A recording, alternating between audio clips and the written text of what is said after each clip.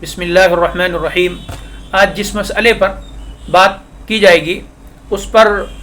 اس سے پہلے بھی بات آ چکی ہے، لیکن چونکہ وہ ایک اہم مسئلہ ہے اور اکثر لوگ اس سے ناواقف ہیں، لہذا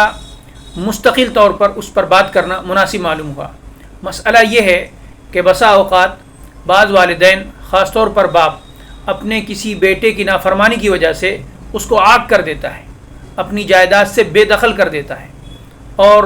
پھر اس کے لیے اخبار میں بھی نکال دیتا ہے، اور پھر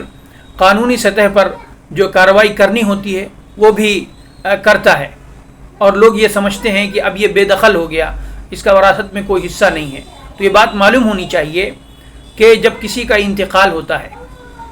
تو انتقال ہونے کے بعد وہ جو بھی جائیداد منقولہ اور غیر منقولہ چھوڑتا ہے، جو بھی ترکہ چھوڑتا ہے، اس میں سے تمام وارثوں کا شریعت کے مطابق جو حصہ ہے وہ ہوتا ہے۔